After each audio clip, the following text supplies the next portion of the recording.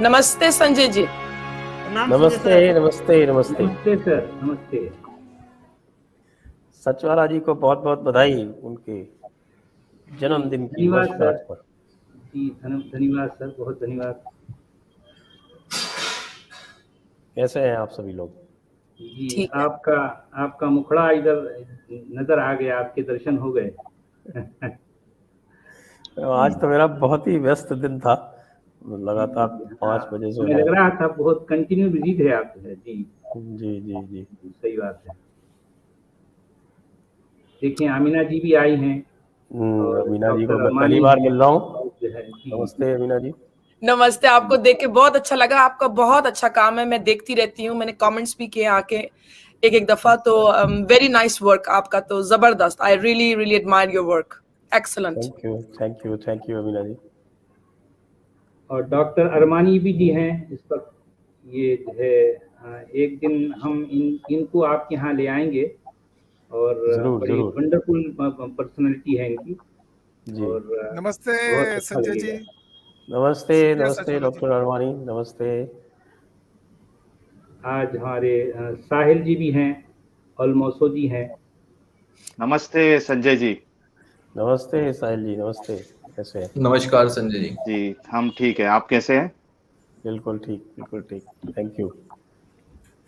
मेरे ख्याल से हमारी फर्स्ट टाइम हम बात कर रहे हैं शायद। जी हाँ जी हाँ, बिल्कुल फर्स्ट टाइम पर है, बिल्कुल। तो जी आप नमस्ते संजय जी। नमस्ते, कैसे हैं? बस ठीक है सर, चल रही है सब। प्रणाम संजय सर, अमित बोल रहा हूँ। अमित जी नमस्ते, नमस्ते अमित जी। और कुछ बोलिए सर हमारे दर्शकों के लिए। जी ऐसा लग रहा है कि सारे स्टूडेंट हैं और आप प्रिंसिपल बैठे हैं।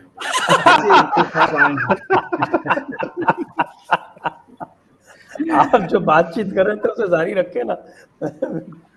नहीं, हम लोग डॉक्टर अरमानी सर आपसे मुलाकात करना चाहते थे। ये यूके के हैं डॉक्टर अरमानी, सर्जन है अच्छा अच्छा अच्छा, वेरी और नाइस। गायनेकोलॉजिस्ट है, गायनेकोलॉजिस्ट है यूके में। अच्छा, जिनका मुझसे सवाल था सर कि आपने ये- कौन सी किताब पढ़े थे हिंदुज्म की कि आप शाकाहारी बन गए। ये खुद शाकाहारी बन गए हुए हैं।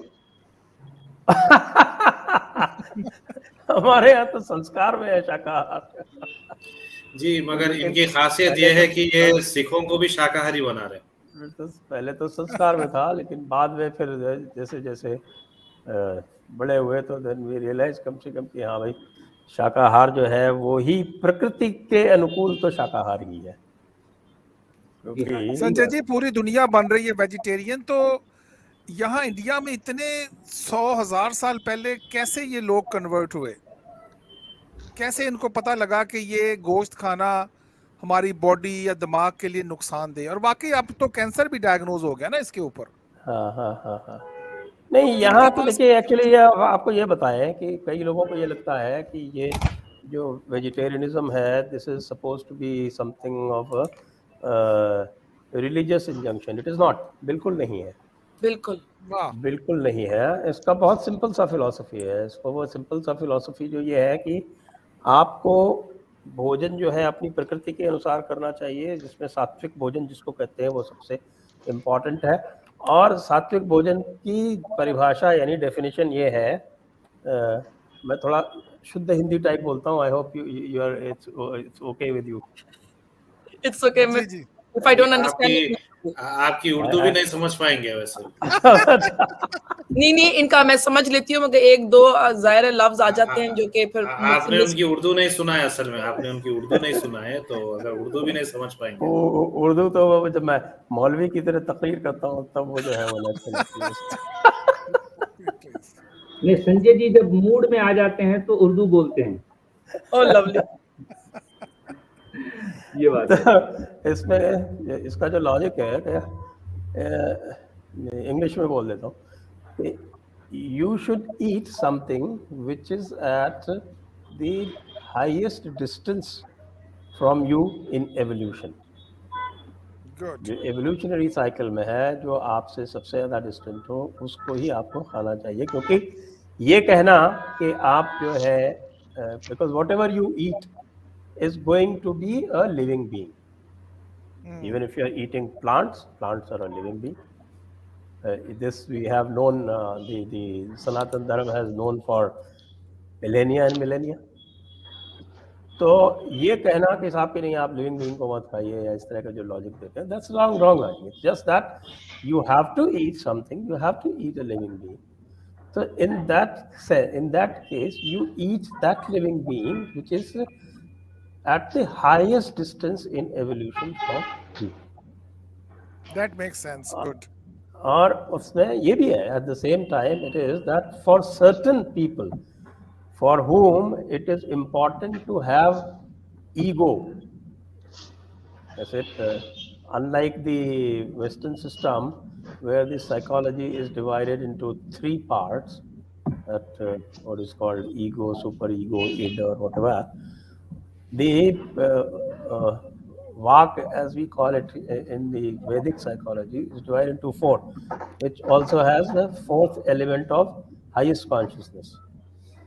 So, as they say, Mana, Buddhi, Ahankar, Chitta. Ahankar is the sense of identity.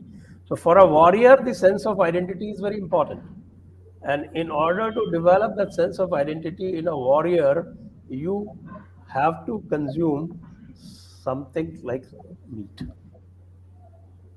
So it is actually recommended for a warrior. अच्छा. Otherwise, आपका जो हाई जो सेंस ऑफ आइडेंटिटी है वो अगर डेवलप नहीं होगा तो आप लड़ाई कैसे करोगे? आपको अगर तलवारबाजी करनी है तो you have to have a developed sense of identity. Whereas the entire Sanatan Dharma, most of it is actually to sublimate your sense of identity and go into the highest consciousness. तो वो वैसे नहीं होके इसको इस तरह से vegetarianism का जो लॉजिक है वो ये है. बाकी में वैसे इतना गोश्त नहीं खाना चाहिए. मैंने खुद अभी रियलाइज किया a week or 2 week ago, मैंने सोचा, मैंने कहा सबसे पहले तो मैं वैसे भी गोश्त इतना नहीं खाती लिटरली, मगर ये कि मैंने सोचा, मैंने देखा भी है, पढ़ा भी इतना है कि to eat meat is not good for our body, जहाँ तक मैं समझी हूँ भी. So I'm not going to say I'm going to be completely vegetarian, but in a sense के cut off meat, मतलब जितने भी किस्म की गोश्त है, you know, उसको completely off करना. चीज, अंडा हो गया, या maybe keep it up for a while. एकदम उसको तो इंसान नहीं रोक सकता. हाँ, मगर अलबत्ता मैं इतना कह सकती हूँ that I'm probably gonna start my new year by saying कि I'm not gonna eat any kind of meat, whatever गोश्त जो भी हो, chicken हो, fish हो, or whatever we may have out there. So I might start my new year actually with saying कि no more meat. And try to be on veggie. वैसे भी मैं veggie इंसान हूँ. I like vegetarian, you know, veggie foods. दाल हो गया, दाल I love these things. तो ये कि गोश्त जो है ना, जहाँ तक मैं समझ रही हूँ, it's not a good thing for your body. Oh well, it's certainly for the kind of intellectual work that you are doing, it's certainly not recommended. But if you were to be out there fighting or even into high sports or something, then meat would be recommended. Definitely. Sanjay ji, हम एक meet culinary और cuisine के साथ साथ हम एक चीज भी खाते हैं, वो है मोमिनों का दिमाग. तो और उसके जो एक्सपर्ट हमारे साहिल भाई है. साहिल भाई, यस कोराम भाई. जी आपके चैनल पे जो है, आप क्या मोमिनों का दिमाग खाते हैं, क्या मोमिन आपका दिमाग खाते हैं? बर्फ की लादी पे बैठता हूँ ना मैं कोराम भाई. अभी थोड़ी देर पहले बात हो रही थी ये. कोराम भाई, दिमाग के साथ साथ जलेबियां भी बहुत खानी पड़ती है. अच्छा, आप भी है? अरे अलमोसो भाई, आप भी है? मैंने देखा था. नमस्ते संजय जी, हमारी पहली बार भेंट हो रही है. नमस्ते, कैसे हैं आप? जी मैं अच्छा हूँ, आप बताएं. By the way, अलमोसो भाई, आज दोपहर की स्ट्रीम में और बैक स्टेज में हम लोग, मैं, कोराम भाई और आजाद भाई, सचवाला जी और अमित, हम लोग एक आइसक्रीम ब्रांड खोलने की चक्कर में हम डिस्कशन कर रहे थे. कोराम भाई बोल रहे थे कि जो रॉबिन, कौन सी है वो कोराम भाई? Baskin Baskin Robbins.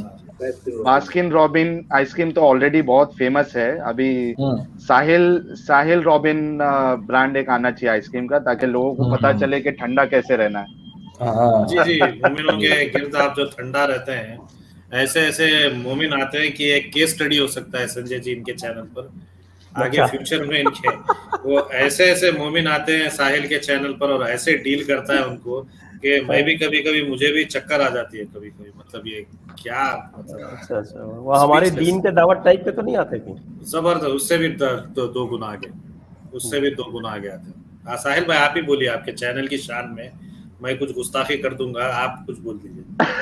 नहीं, आपने सही बोला है। नहीं, असल में क्या है ना कि वो मतलब मैं इस तरीके से सोचता हूँ कि जो हमारे मोमिन भाई आते हैं उनको कंफर्टेबल किया जाए। एक तो वो इतनी हिम्मत दिखा के आ रहे हैं डिस्कस करने के लिए, इतने भयानक जो टॉपिक्स हम लेके आते हैं।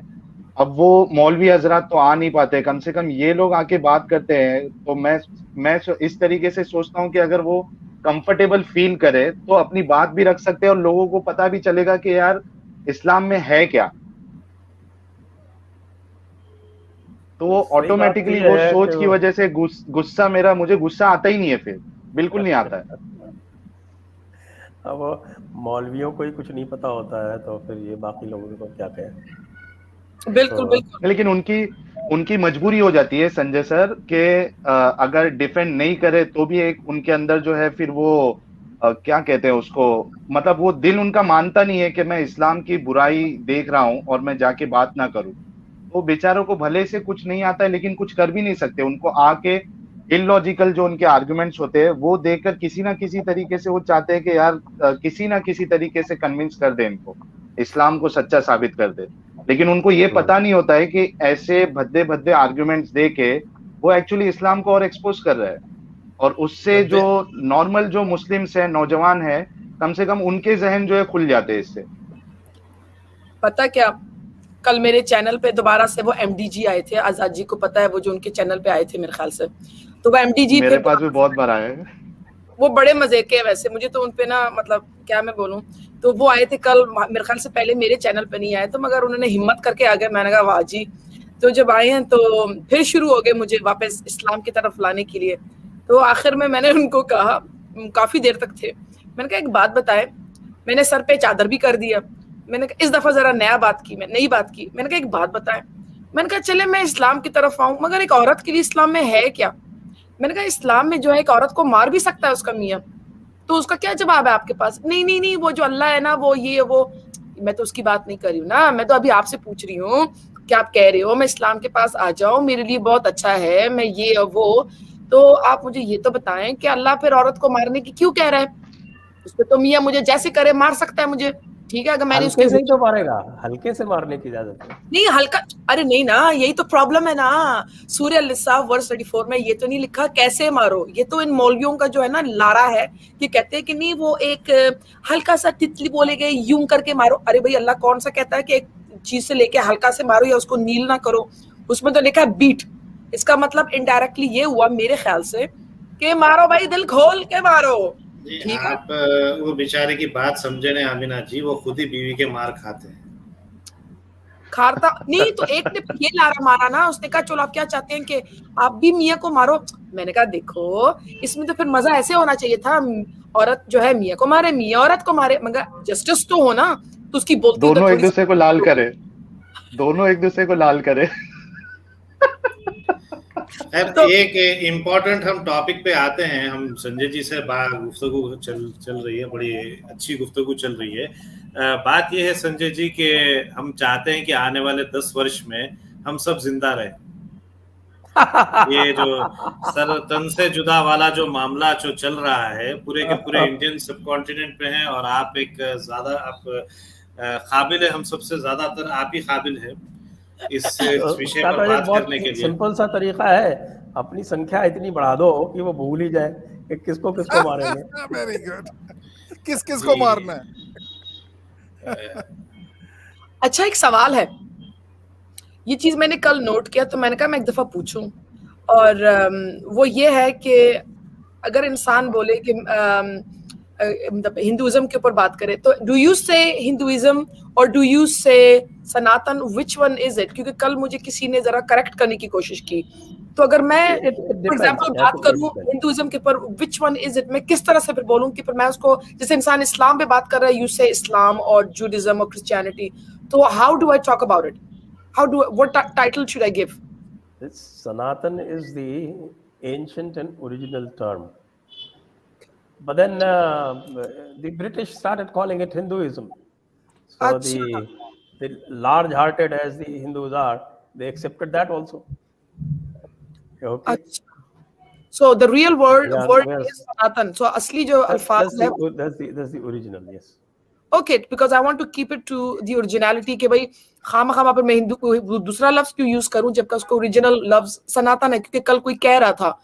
और दूसरा सवाल ये है, The problem happens is that in the West, people do not understand. So if you say Sanatan, they just miss it. So when I'm talking to a Western audience, I use the term Hindu. okay, ठीक है, good.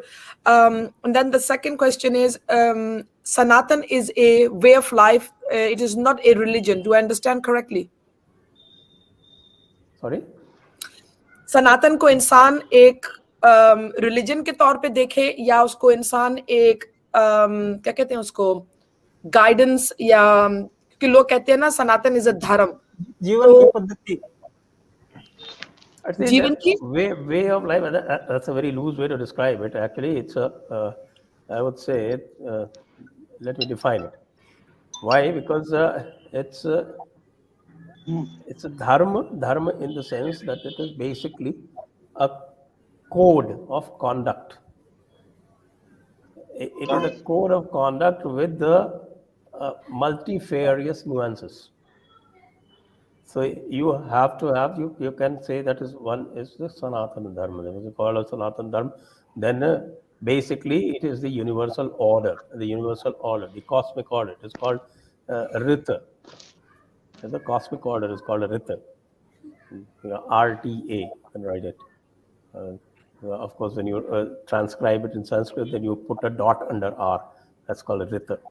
So it is basically that whole dharma. If you describe Sanatana Dharma as one, then it is Rita, Satya, and Dharma. These three together. That you have a cosmic order, then you have the universal truth, which you can call it as Ishvara, you can call it as Brahma. So you have the cosmic order, you have the Brahma that holds up that cosmic order, and you have the Dharma that actually leads you to it. So these three together, that is the essence of the Sanatana Dharma. Okay, good. Thank then you. When you come to Dharma, then Dharma, depending on the, as I described to you, the 4 levels. So in each of the level, it gets differentiated. And then at a material level, it gets differentiated into many strands. So you can have a Raj Dharma, you can have a Purusha Dharma, you can have a Stri Dharma, you can have a Jati Dharma, you can have a Varnashram Dharma. All of them are basically codes of conduct. But the basis of the cosmic order is Rita, Satya, Dharma. These three together, you can say that is the basic definition of what is the Sanatana concept.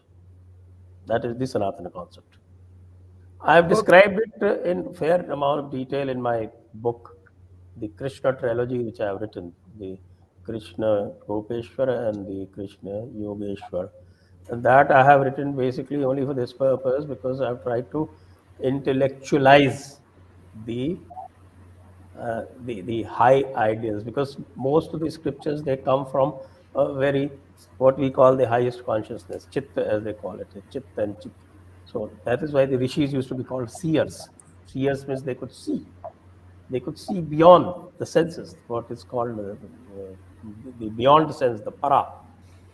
So that is, if you try and look at it from the level of intellect, then it results in distortion. That is what the West has been doing to the Indian wisdom all the while, because they have been trying to judge those scriptures which have been written at the level of the highest consciousness from the level of intellect.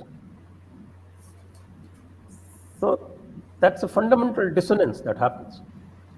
Now, I tried these books I tried to intellectualize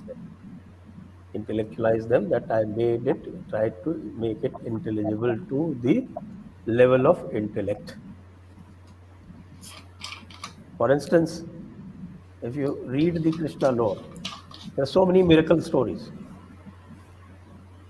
So those miracle stories, I have depicted them in the way that it can happen. For instance, there's a story that says that, okay, Krishna lifted up one Govardhan mountain on his little finger.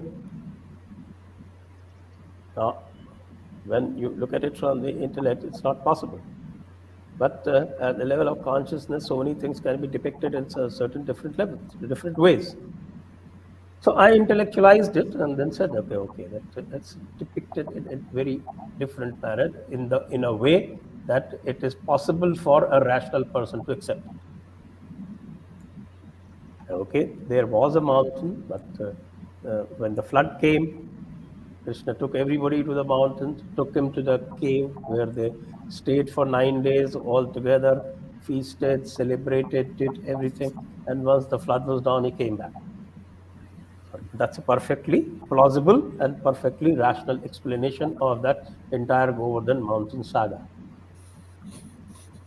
But when you go even at a lower level, at the emotional level, then a person would not accept any change in that load. He would then put it at a level where he says that, okay, this is beyond us, this is a miracle, the way that some Christians do. But that people will look at the same event from their different perspectives, depending on the state of the state in which they are. They will look at it from that point, is something that is very well understood in Sanatana Dharma. I don't know whether anybody has watched that Japanese movie Rashomon. Yeah, I watched Rashomon Effect. The Rashomon effect. So that is the Rashomon effect. The same event is described by 7 persons in 7 different ways. Yeah, same. Zabardast movie, highly recommended. It's highly recommended. You can actually, I consider it a very good explanation that for Sanatana Dharma. Achha. Because that tiger, the behavior of the tiger, 7 people are watching it, and the 7 people describe that behavior in 7 different ways. Similarly, the same event, like we're talking about Krishna's life events, depending upon at what mental level you are, you can discern it, or you can perceive it in different ways. So that is how it is. In fact, through the youth, because I was trying to write it for the youth, and I try to intellectualize it. So every event which is described in that book is actually can be understood rationally. बाकी सब अमीना जी, आप हिंदुस्तान आइए और हिंदुस्तान आके समझिए. जैसे कि मैंने तो आना था, मेरा बहुत ज्यादा था आने का, मगर प्रॉब्लम ये हो गया जब मेरा ये YouTube का हुआ, क्योंकि ज़ाहिर आई have a connection with India, as I told you all, you know, Afghanistan से काफ़ी मेरे जो बड़े थे वो देहरादून गए थे, so and India welcomed them very nicely. मगर प्रॉब्लम ये हुआ कि अभी जब मैंने YouTube खोला, I didn't expect that, because I assumed when I left Islam and all, I thought okay, India will be safe for me to come because it's not a Muslim country. तो बाद में मुझे जब मेरे viewers से पता चला, आमिना जी इधर मत आइए, इधर भी जो मुसलमान लोग हैं ना, वो उन्होंने अगर आपको पहचान लिया ना तो फिर कहते नहीं है आपका हशर अच्छा नहीं होगा. So that made me a little bit nervous. And of course somebody near me, when she found out, she said, "You're not going anywhere." And then that made me sad. इस चीज ने मुझे ज़रा वो किया कि I want to go to India and see it. There are I know somebody close to me. That person was in India for 4 months. और मैं नहीं जा पा रही हूँ because of this. तो मुझे कोई पहचान ना ले तो आपका नाम तो क्या है, यहाँ तो तारिक फतेह साहब महीनों रह के जाते हैं। वही तो चीज मुझे समझ भी नहीं आता कि मैं क्यों नहीं आ सकती। मुझे इतना शौक है कि if I had to choose right now where do I want to go, I would love to come to India first from all the countries out there and meet my friends from, I mean, I'm not going to inform everybody, but certain people, okay, I'm coming, I want to see you, go and see different places, जो कि historically भी है, मुझे interest है। तो उस चीज से जब मुझे व्यूअर्स ने, कुछ लोगों ने बोला नहीं आमिना जी आप मत आइए, तो ये हो सकता है वो हो सकता है, आपको एयरपोर्ट में कोई कुछ कह सकता है, तो फिर मैंने सोचा, मैंने कहा ओ फिर तो मैं ना जाऊं तो बेहतर है। But it hurts of course, हालांकि मेरा लास्ट नेम तो वो है कि मतलब it's not gonna be that easy to find out कि I have a Muslim background, but my first name might पहला नाम ही आपका जो है मोहम्मद की अम्मा है, मतलब वही तो कह रही हूँ, वही तो प्रॉब्लम है, सोच रही हूँ बदलने का, सोच रही हूँ। आप एक काम कर सकते हैं, आप अल तहैया कर सकते हैं, कोई भी मोमिन दिखा तो डच में बात करना शुरू कर दीजिए, भाग जाएगा। नहीं कोराम सर, हेलो। नहीं really, I thought about changing name, to change a name completely. नहीं आप अच्छी बात करते हैं रवीना जी, आप अच्छी बात करते हैं, डच वगैरह वो लैंग्वेज बड़ी अच्छी बात करते हैं। आप इसका ए हटा के बात किया कीजिए ना, कोई पूछे आपका नाम क्या है तो आप अमीना की जगह मीना बोल दीजिए। Meena Sardar. Oh now that's a very smart. अच्छा ये मैं जरा चेक करूंगी, थैंक यू संजय जी, ये मैंने नोट नहीं किया वाकई। एक को हटा दूं काम हो गया, वाकई में आपने तो बड़ा अच्छा बोला, ये मैंने क्यों नहीं सोचा। और एक आपके लिए पॉसिबल है कि डॉक्टर साहब से थोड़ी पंजाबी भी सीख लीजिए, तो मीना सरदार एंड पंजाबी बोलो तो परफेक्ट, एकदम सही। नहीं तो नहीं, उसके लिए कॉर करना पड़ेगा, उसके लिए कोराम भाई उनको कॉर करना पड़ेगा लास्ट में, शायद सरदार दिखने के लिए। अच्छा। और पता क्या, मेरे लिए वैसे इंडिया में मिक्स होना आसान होगा। मुझे बहुत साल तक मुझे काफी लोगों ने बोला are you from India, Denmark में ही मुझे लोग कहते थे कि आपका बैकग्राउंड इंडियन है, so I was always like very happy about that. मगर मुझे लोगों ने हमेशा पहले ज्यादा यही समझा कि मैं इंडिया की हूँ, हालांकि मैं ज़ाहिर है इंडिया का वैसे तो नहीं थी, मगर ज़ाहिर है बैकग्राउंड है वहाँ का, इन द सेंस हमारे जो बड़े हैं वो जो अफगानिस्तान से गए हैं, फिर उनकी जो औलाद है they are born in India. Amina ji India जरूर जाए, आपने वो बुर्का, काले बुर्के की ऑप्शन को नहीं सोचा? अरे एक दफा स्ट्राइक किया मुझे, एक दफा स्ट्राइक किया, फिर मैंने कहा नहीं, that is so pathetic, no no no no. तो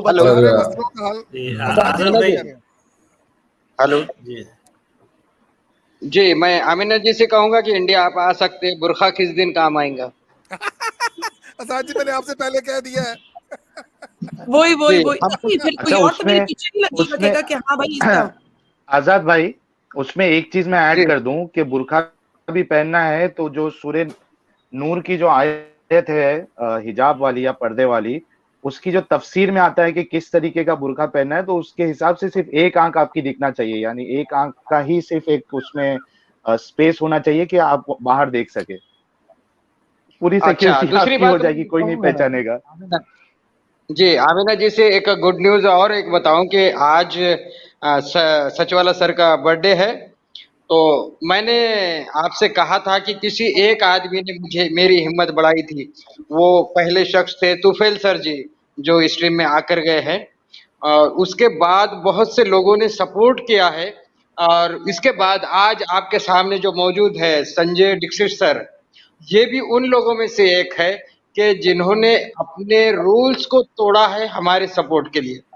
इनके चैनल पे एक रूल्स है कि आपको चेहरा दिखाना पड़ता, लेकिन ये भी उन लोगों में से एक है जो एक्स मुस्लिम के नेचर को, एक्स मुस्लिम के साइकोलॉजी को देखते हुए, उनसे तकलीफें उठाते हुए भी हम पे भरोसा करते हैं, और उन्होंने हमारे को अपने चैनल पे इनवाइट भी किया है 1 से 2 बार सचवाला सर को, और आगे भी हम इनके पास प्रोग्राम करेंगे।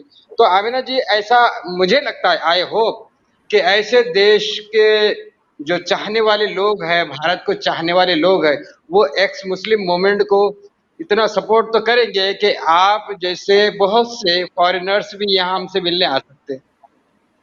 कोराम सर क्या कहते हैं? बिल्कुल बिल्कुल सही बात है आजाद भाई। जी आजाद भाई सही कह रहे हैं आप सही किसी बात। को भी अपने भाई या अपने अब्बा बना सकते, कोई बात नहीं। सचवाला जी को भाई बना सकते, आजाद भाई को अब्बा बना सकते। आ जाइए यहाँ पे, किसी के गोद अच्छा चले जाइए। आमिना जी आए तो एक काम तो हो ही जाएगा कि हमारी आमिना को अब पिज्जा बनाना सिखा देंगे। वाह वाह। हाँ, इनका आपकी भी बेटी का नाम आमिना है ना? अच्छा अच्छा, आजाद भाई के। जी, मैं इन्होंने आपको as a Sanatani I can give you a good suggestion. जी आप किसी की गोद चली जाइए, गेट अडॉप्टेड।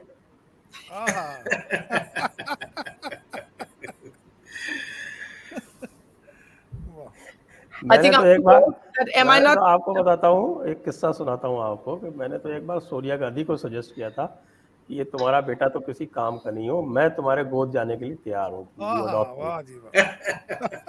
क्या बात है। नहीं, ऐसे एक बात है, कभी भी अगर मैं इंडिया आई, I am definitely gonna inform certain people. Azad ji हो गए, सचवाला जी हो गए, देयर आर पीपल, ऑलमोसो जी ऑफ कोर्स, कुछ लोग हैं, सबके नाम नहीं लूंगी, मगर दो और लेडीज भी हैं very very near and dear to me, Dasi ji and Parveen ji. I really like them, love them. They're very very amazing ladies. Dasi ji के साथ तो खास मेरा है उनके साथ, she is very sweet. तो जाहिर है जब मैं आऊंगी उधर तो मैं इन्फॉर्म तो करूंगी कि मैं इधर ऐसे आई भी हूँ, तो I hope to meet them all. जी मैं तो इतना कहूंगा कि आप जब भी इंडिया आएंगे तो राम आपकी मेजबानी करेगा तो केवी रावण आपकी बॉडीगार्ड यानी सुरक्षा भी करेगा। केवी रावण।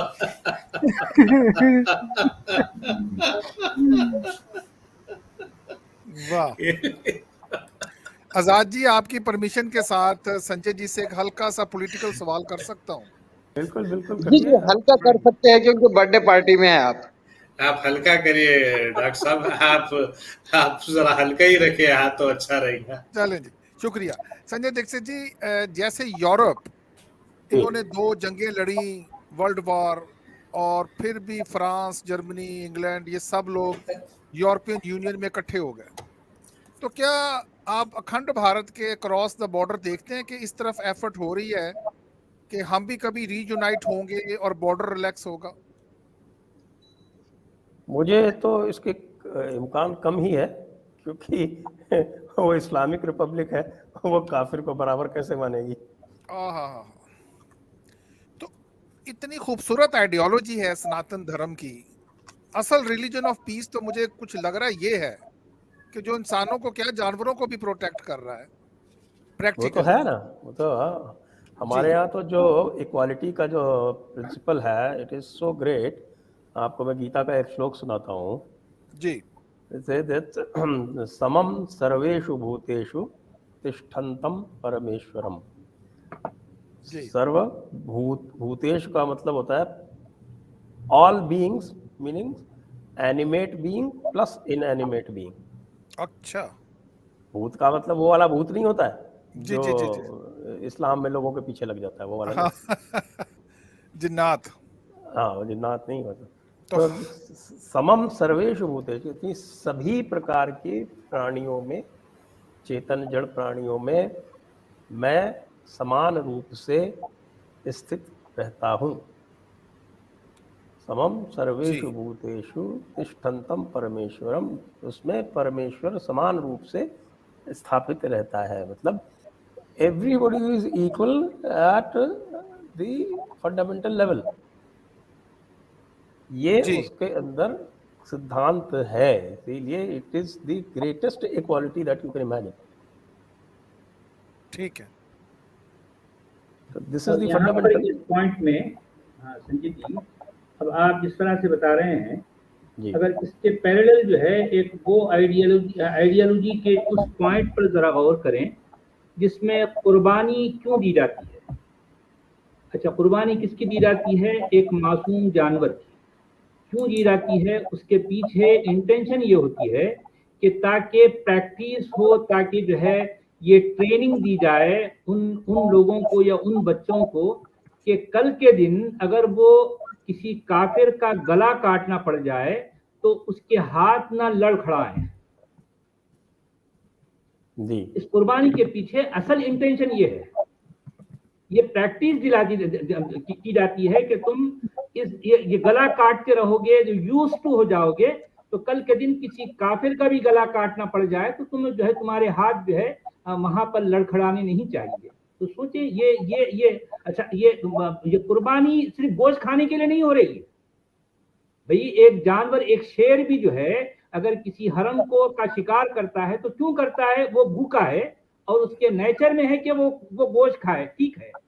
अगर बात सिर्फ इतनी होती तो फिर भी जो है एक हद तक आप जो है उसको कबूल कर लें, लेकिन इसके पीछे जो इंटेंशन है ये कितना भयानक है, जरा सोचें। जी, खुदा को खुश करने के लिए मासूमों का कत्ल किया जा रहा है। हाँ जी, और प्रैक्टिस की जा रही है। क्योंकि कत्ल तो खैर इस आइडियोलॉजी से पहले भी होते थे, लेकिन इस आइडियोलॉजी का कमाल ये है कि इस आइडियोलॉजी ने कत्ल को मुकद्दस करार दे दिया, डिवाइन करार दे दिया। अब कौन है जो इस कत्ल को बुरा कहे? क्योंकि इस कत्ल को तो खुदा के नाम पर कत्ल करना कह दिया गया ना। ये है असल बात, इबादत। हाँ, ये भी अरे इबादत में शामिल है। बाकी तो सब जालिम है ना, आप जानते ही हैं। हाँ जी जी, ये बात है। जो खुदा को ना माने वो तो जालिम है। तो फिर संजय दीक्षित जी, कोई फॉर्मूला है कि नहीं? मैं पाकिस्तान से हूँ, लाहौर से, बॉर्डर के पास ही हूँ।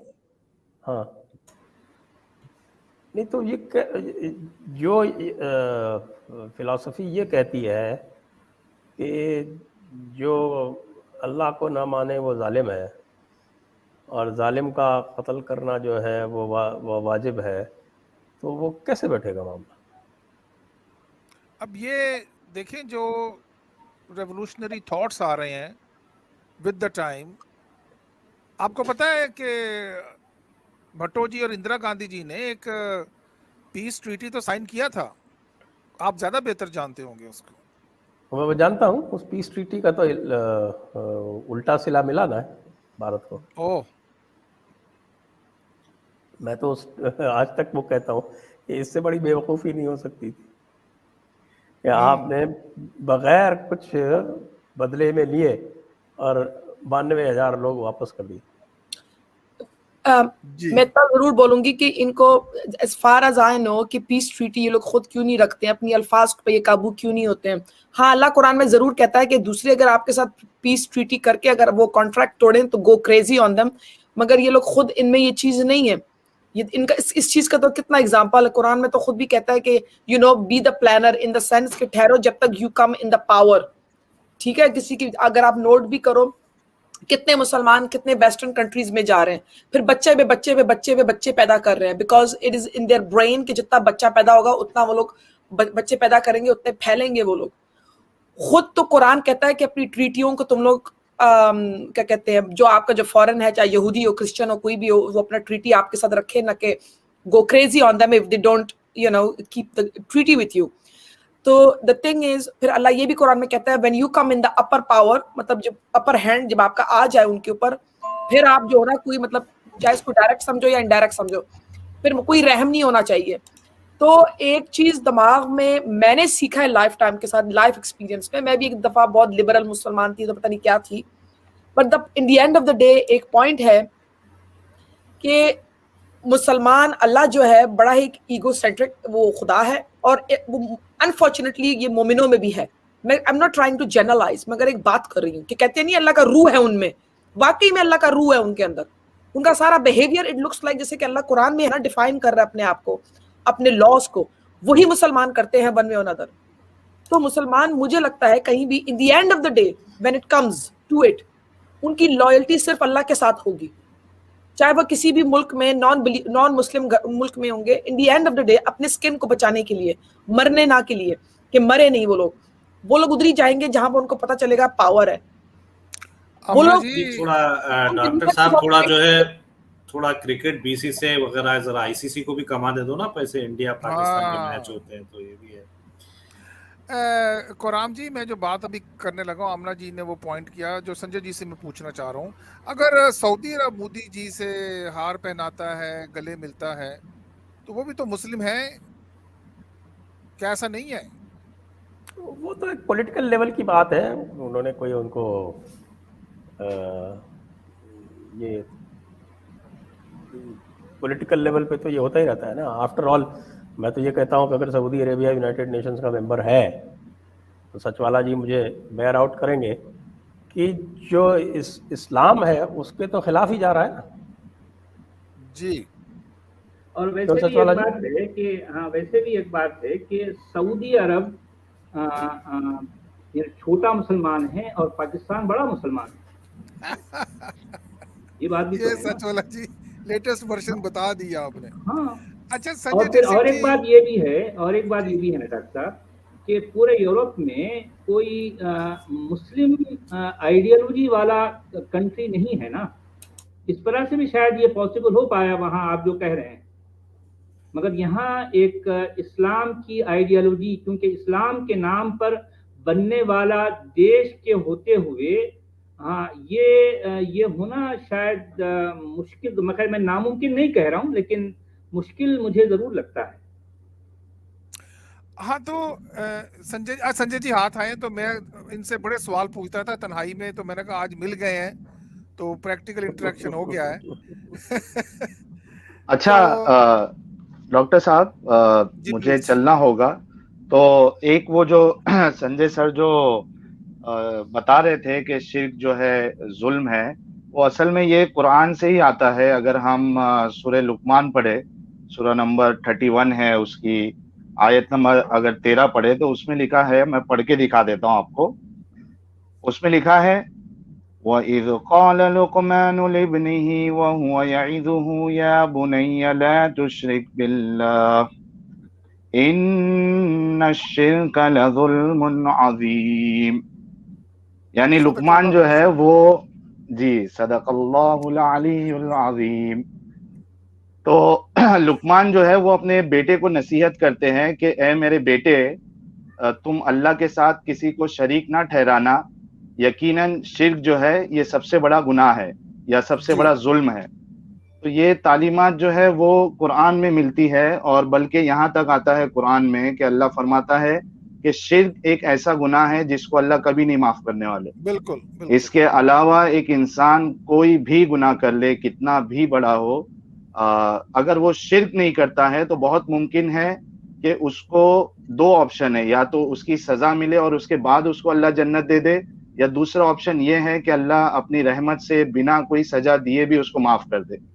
तो ये वाली जो आइडियोलॉजी लोगों के अंदर जब बैठ जाती है, मुसलमानों के अंदर, तो बड़ा मुश्किल हो जाता है। उसके बाद फिर ये चीज लोगों के अंदर आती है कि इस्लाम जो है वो सबसे सच्चा है और बाकी जितने मज़ाहिब है वो सब हमसे नीचे है। तो ये चीज लोगों के अंदर से निकालना बहुत ज्यादा जरूरी है।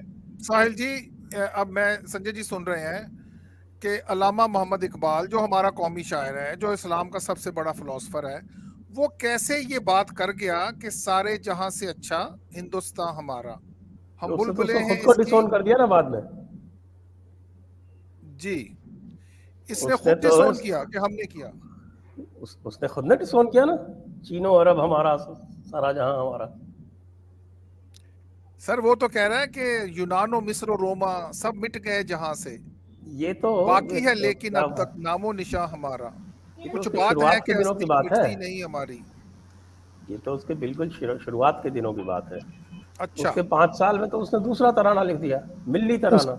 मिल्ली तराने में बोला है ना, मुस्लिम है हम, वतन है सारा जहां हमारा। तो अब हम बाद वाले को मानेंगे ना। मनसूख का जो प्रिंसिपल है नसख का, उसके हिसाब से तो बाद वाला चलेगा ना। वैसे इकबाल के ये बहुत बड़ा झोल है, नासिक मनसूख का बहुत बड़ा झोल है इस्लाम में। अच्छा आगे और बताऊं आपको, आपने शिकवा जवाब शिकवा पढ़ी है? जी बिल्कुल पढ़ी, सिलेबस में भी पढ़ी, वैसे भी पढ़ी। हाँ तो बात शिकवा जवाब शिकवा के बारे में क्या कहेंगे? वो तो पूरी तरह से ये कह रहा है, उसमें शिकवा ये कर रहे हैं कि साहब की ये बच कैसे गए, ये काफिर, ये तुम्हारी गलती है। अल्लाह, हमने तो सारा अपना पूरा दम लगा दिया, तलवारें सारी भांज दी, सब कुछ कर दिया, उसके बाद भी ये काफिर जिंदा है, तो ये तुम्हारी गलती है, ये शिकवा है। तो उसका फिर जवाब भी खुद देता है डर के मारे जी कि नहीं, तुम में कमी है, तुम और बड़े फेथफुल बनो, और बिगटेड बनो, तुम और कट्टर बनो, तुम और जानवर बनो। जी। तो ये किस तरह से आप कह सकते हैं कि इकबाल जो है वो किसी भी तरह से इस जिसको कह सकते हैं आपके इत्तेहाद के हक में था? हम तो संजय जी रिकॉन्साइलेशन का आने वाली नस्लों के लिए फॉर्मूला, अब अगर ये तो एटॉमिक जंग करवाने में तुले हुए बाहर की ताकतें, जो स्मेल आ रही है देखे ना, तो उसको रोकना भी तो है। बाहर की ताकतों की जरूरत ही नहीं है, ये खुद ही करेंगे आपके विस्की जनरल धीरे धीरे जा रहे हैं और कौमी जनरल आने वाले हैं जी। तो कौमी जनरल तो ये कहेगा ना कि भाई आखिरत जल्दी से जल्दी कैसे आए, तो वो तो आखिरत लाने के ख्वाब में लगेगा फिर आप क्या करेंगे? हम तो देखें सचवरा जी की तरह जो मूवमेंट है अब बड़ी तेजी से ग्रोथ हो रही है। इसका तरीका यही है कि इनको इससे बाहर निकालें जी। जो भी इस आइडियोलॉजी में है उससे कोई उम्मीद नहीं की जा सकती। ये तो है, ठीक है, उसी पे काम हो रहा है। आजाद जी, आप क्या कहते हैं?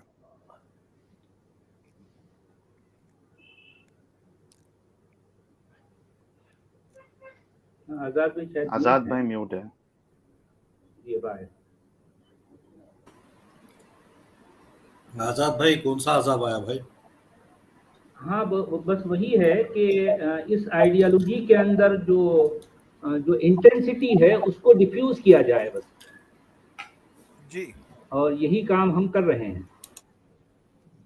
और जी। आइडियोलॉजी के जो है जो कुछ है उसको जितना मुस्लिम जानते हैं, एक्स मुस्लिम जानते हैं, कोई और नहीं जानता। तो क्योंकि हम इनके इस आइडियोलॉजी के घर के भेदी हैं, इसको बहुत अच्छी तरह से जानते हैं, तो हम दुनिया को बता सकते हैं कि ये आइडियोलॉजी किस हद तक खतरनाक है और कितनी जो है ये अंदर से कितनी डरी हुई है। देखें कि जो मसनूई आइडियोलॉजी होती है वो अंदर से सहमी हुई रहती है और हमेशा इनसिक्योर रहती है, समझिए ना, अंदर से हमेशा इनसिक्योर रहती है। तभी तो वो मुर्तद की सजा सरतन से जुदा क्यों रखते हैं? उसकी वजह ये है कि जैसे ही जो है इस कल्ट से जो बाहर निकला उसकी गर्दन उड़ा दो ताकि इस इबरत को इस चीज को देखकर दूसरे लोग लेसन हासिल करें, सबक लें, ताकि ऐसा ना हो कि जो है ये एक शख्स जो है मुर्तद हुआ है तो बाकी के जो है फिर 10, 20, 100, 50 हो जाएं। तो उसको रोकने के लिए इसकी गर्दन उड़ा दो ताकि लोग डर जाएं और फिर दूसरा कोई मुर्तद ना हो। तो इतना इनसिक्योर है ये अंदर से, ये आइडियोलॉजी जो है इतनी इनसिक्योर है। अच्छा सचवाला जी, और एक इसमें मैं बस थोड़ा सा एडिशन कर दूंगा। मुर्तद तो है, वो तो खुले आम जो है खुले तौर पे उसने तो जाहिर कर दिया कि यार मैं तो इस्लाम को नहीं मानता। लेकिन आप सोचो कि वो दौर में, मोहम्मद साहब के दौर में जो सहाबा थे और जो मुनाफिक थे, वो क्यों मुनाफिक थे? उसकी वजह भी जो है वो यही है कि उनको पता था कि अगर हम जाहिर कर देंगे कि हम इस्लाम को नहीं मानते तो उनको पता था कि हमारी गर्दनें उड़ जाएंगी। जी हाँ। तो ये एक बहुत बड़ी वजह थी कि कई सारे लोग खुल के वो दौर में नहीं आ पाए कि हमने इस्लाम को तर्क कर दिया, हमने छोड़ दिया। सही कह रहे हैं, एग्जैक्टली यही रीजन था उसका। मुनाफिकीन की इतनी बड़ी तादाद का होना इस बात को साबित करता है कि वो जो है क्योंकि खुल के कह नहीं सकते, तो वो जो है इस तरह से वो अपने आप को जो है मुनाफिक की तरह रखते थे। सही है, बिल्कुल जी। आजाद भाई, जब आपको बुलाते तो आप मिस्टर इंडिया की तरह गायब हो जाते और एंट्री जब आप करते तो बिल्कुल अमरीश पुरी की आवाज में होती आपकी। हेलो, देखिए ये जोरदार आवाज है, बिल्कुल ऐसा लगता है मुकाम वो खुश हुआ। मतलब जी साहिल सर, आपने जो कहा ना, तो वो उस जमाने का एक शेर है जो अपनी जुबान से हकीकत बयान नहीं करते थे कि जिंदगी से बड़ी कोई सजा नहीं, खता क्या है ये भी पता नहीं। हाय हाय हाय हाय हाय हाय, जबरदस्त। जिंदगी से बड़ी कोई सजा नहीं, खता क्या है ये भी पता नहीं। हाँ, तो ये एक फेसबुक यानी पे ये सीन आया था, तो मैंने उसके नीचे कमेंट कर दिया था कि राम का नाम लेकर आज तक कोई बम बांधकर फटा नहीं। जी, राम का नाम लेकर आज तक कोई बम बम बांधकर बांधकर फटा नहीं। तो अखंड भारत के दूसरे हिस्से से ऐसी तवाज़ो भी थी कि इतने अच्छे अंदाज में बुरे बुरे गालियां दे रहे थे।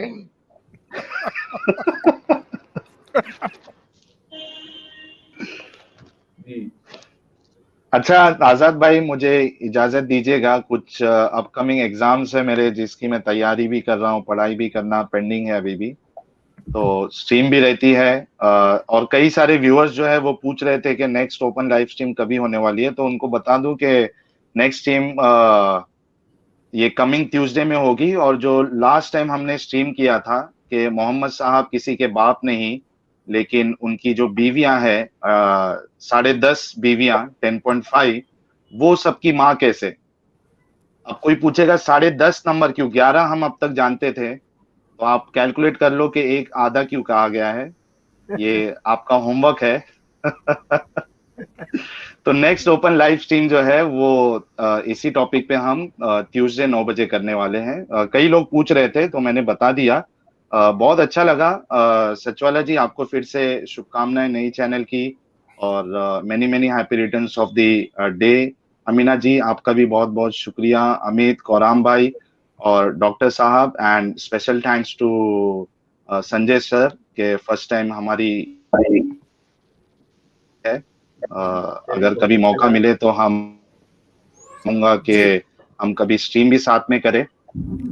साहिल जी, आपके जाने से पहले कहता हूँ, ये जो आप कह रहे थे ना कुरान में औरतों की पिटाई का और उसका हुक्म है, वो इतना भी गलत नहीं है। अमीना जी ने कहा था शायद। जी, मेरी बात समझाइए आप। हेलो, हम कर चुके हैं ओपन लाइव स्ट्रीम पिटाई के ऊपर से भी। बात सुने ना, मैं जो इम्पोर्टेंट बात कर रहा हूँ, मैं तो 6-6 महीने घर से बाहर रहता था, इंग्लैंड रहा हूं तो बच्चे मेरे पाकिस्तान में होते थे, तो मैं कभी 6 महीने बाद पाकिस्तान गया, साल बाद, तो फिर जब पहुंचा घर गया तो मैंने बच्चों से कहा कि मैंने आज की आपकी मामा की आज पिटाई करनी है। छोटे थे तो वो सारे कहते नहीं नहीं नहीं ऐसा नहीं हम होने देंगे। मैंने कहा मामा से पूछो, वो कहते नहीं नहीं करने दो पिटाई उनको मेरी। तो पिटाई के बड़े रंग है, मैं ये कहना चाह रहा हूँ बस।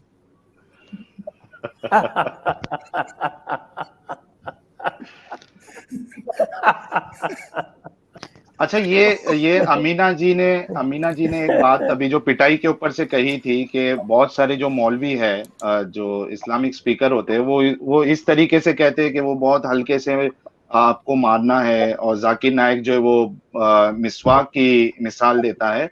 लेकिन एक हदीस मिलती है हमको जिसमें एक जो लेडी है वो पहले आयशा के पास आती है और उसके बाद उसको मोहम्मद साहब के पास लेके जाते हैं वो लोग, जहाँ पे वो कहती है कि जो मेरा ये दूसरा शौहर है इसने मुझे पीट पीट के पूरा लाल और नीला कर दिया है, कपड़ों की तरह। हाँ। अब उसमें एक बात जो सबसे गौर करने वाली ये है कि उसमें फिर क्यों उसकी पिटाई हुई वो सब डिस्कशन होता है, लेकिन उसमें एक भी बार मोहम्मद साहब ये नहीं कहते हैं उस शख्स से कि तूने इसकी ऐसी पिटाई क्यों की।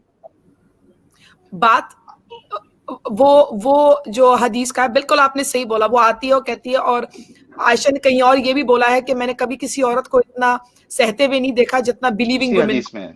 जी, उसी हदीस में जी। और बात ये होता है कि ये औरत आती इसलिए है मोहम्मद के पास, मतलब आयशा के पास पहले आती है, फिर वो मोहम्मद के पास लेके जाती है। बात दरअसल ये होता है कि वो कहती है ये इम्पोर्टेंट है, तो उस वक्त है फिर मोहम्मद कहता है अच्छा तो कोई बच्चों की कोई बात होती है, तो 2 बच्चे जब लेके आता है वो आदमी तो कहता है मैच होता है, हाँ, तो वो कहता है हाँ ये मेरे बच्चे, ये हमारे बच्चे हैं, तो कहता है अगर इसने बच्चे पैदा किए हैं तो ये इम्पोर्टेंट नहीं हो सकता। अरे स्टूपिड आदमी, इम्पोर्टेंट तो तुम हो सकते हो किसी न किसी टाइम पे, ये तो मतलब क्या मैं बोलूं भी डिटेल में, मगर इम्पोर्टेंट तो इंसान हो सकता है, मतलब एक औरत के साथ, the other way around for that sake।